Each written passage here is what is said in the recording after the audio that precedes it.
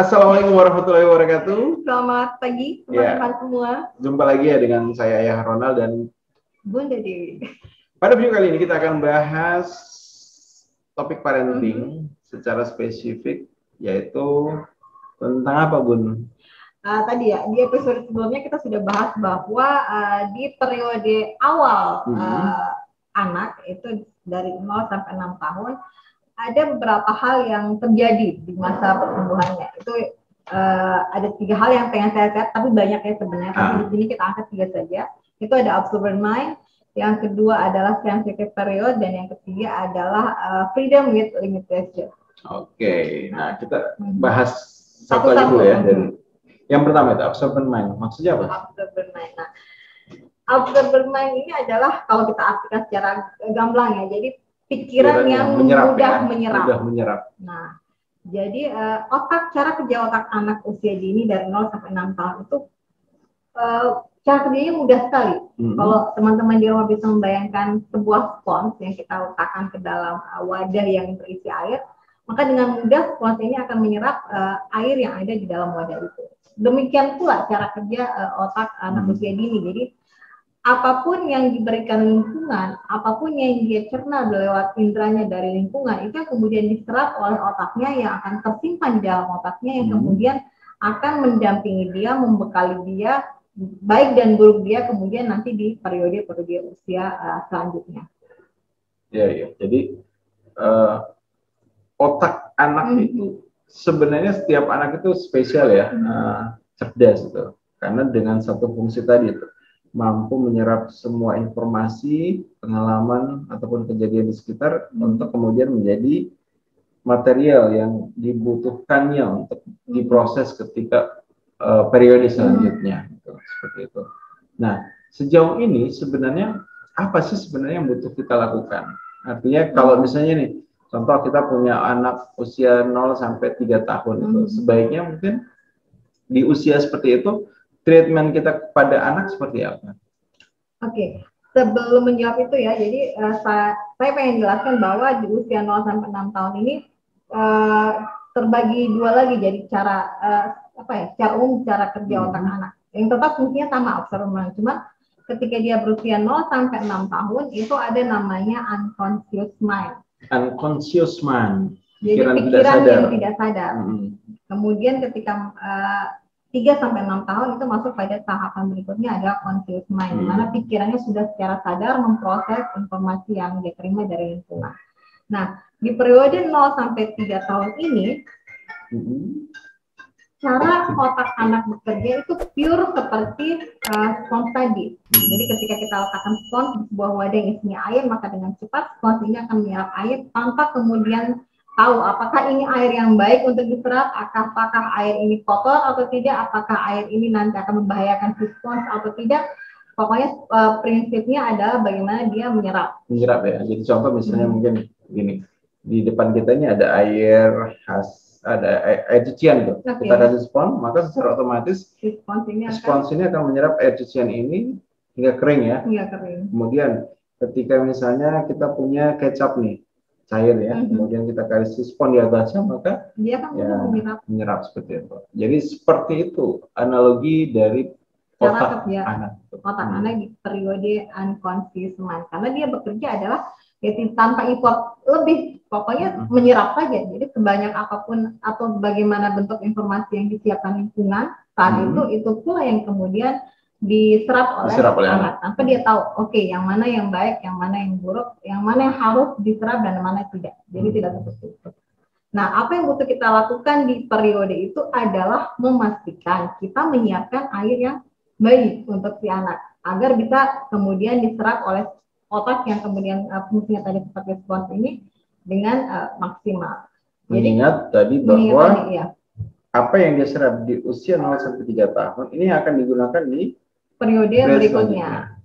Jadi kita yang kemudian sebagai orang tua, sebagai guru, sebagai kerabat yang berada di lingkungan anak ini yang kemudian secara sengaja menyiapkan air apa yang kemudian yang layak diserap oleh otak anak tadi. Ya, jadi ada macam-macam ya contoh misalnya seperti ini. Ada anak yang ketika dia usia 4 tahun itu sama orang tuanya dimarahi karena anak ini sudah tahu kata-kata makian. Nah, padahal orang tuanya bilang itu dia nggak pernah ngajari langsung anaknya kata-kata makian. Nah, tanpa disadari sebenarnya kata-kata makian ini itu diserap oleh anak ketika dia berada di lingkungan, ya, misalnya mungkin di tanpa tanpa dimaksudkan oleh orang tua diajak ke rumah tetangga ataupun kerabat yang pola komunikasinya bisa dibilang komunikasi yang tidak sehat, maka walaupun anak itu baru usia 3 tahun, dia menyerap kata-kata itu, dia menyimpan itu hingga kemudian suatu ketika dia keluarkan kata-kata itu, dia gunakan kata-kata itu tanpa dia tahu apa konsekuensi, apa artinya. Iya. Nah, seperti orang lain. Jadi butuh ya teman-teman di rumah bahwa walaupun misalnya anak itu seakan-akan dia masih sangat-sangat lugu ya, belum paham, belum mengerti, kita tetap butuh memastikan bahwa di sekitarnya adalah lingkungan yang positif.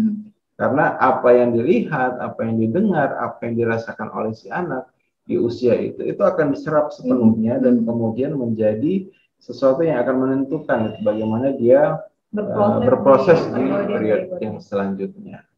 Nah, selain tadi ya fungsi otak yang berperan seperti spons, ini anak juga mengumpulkan informasi dari panca inderanya.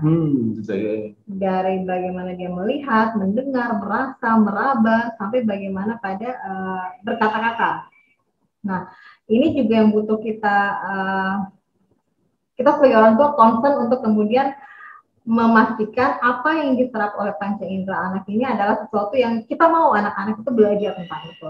Sehingga ketika dia masuk pada periode berikutnya, apa yang dia simpan di otaknya ketika periode 0 sampai 3 tahun itu adalah hal-hal yang baik yang kemudian akan dia lakukan, akan dia utarakan, akan dia ucapkan ketika dia sudah mampu atau masuk pada periode berikutnya. Panca, apa informasi yang dikelola atau yang diserap oleh panca indera ini kita sebagai lingkungannya dengan sengaja mensortir. Nah, ya, karena kita sebagai orang dewasa yang sudah lebih paham mana yang lebih yang baik atau yang tidak, maka kita sebagai orang dewasa lah yang kemudian berperan untuk mensortir mana sebaiknya yang dikonsumsi oleh panca indera. Nah, ada nggak metode yang mungkin yang bisa dibilang sistematis ya untuk bagaimana menstimulasi masa usia anak tadi itu ya di golden age itu agar setidaknya kita bisa memberikan pengalaman yang kaya dan positif, juga membangun buat bagaimana menyiapkan dirinya di periode selanjutnya. Iya. Kalau kita bicara tentang metode pengasuhan ataupun metode pendampingan anak usia dini pasti banyak ya. Nah, itu pun sudah melalui kajian, uji coba yang kemudian akhirnya dipercaya mampu menjadi cara ampuh untuk kemudian mendampingi anak di periode emasnya. Namun dari sekian banyak cara itu ada salah satu yang saat ini semua lagi digaung-gaungkan ataupun lagi ramai saat ini adalah namanya metode Montessori. Jadi metode Montessori ini adalah sebuah metode yang ditemukan oleh Dr. Maria Montessori yang kemudian beliau melihat bahwa ya anak-anak itu punya sensitivitas terhadap beberapa hal.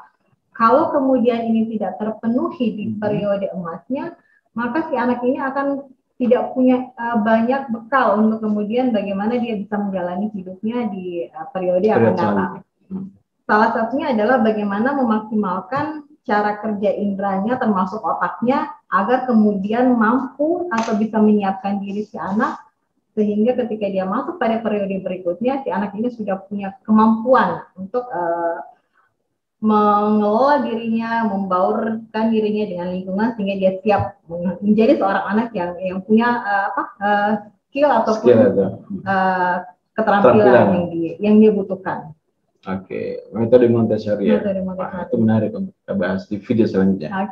Baik teman-teman semua di rumah, semoga video kali ini itu memberikan manfaat ya buat teman-teman semua menyiapkan diri sebagai orang tua khususnya yang memiliki anak usia dini, bahwa sangat penting untuk kita senantiasa mampu memberikan satu pengkondisian di mana anak-anak setiap harinya menyerap hal-hal yang baik, yang positif, kaya akan pengalaman, dan tentunya ini akan menjadi fondasi buat dia untuk menjalani periode usianya di tahapan berikutnya. Oke, demikian video kita kali ini. Saya Ayah Ronald dan Bunda Dewi mengucapkan terima kasih. Wassalamualaikum warahmatullahi wabarakatuh.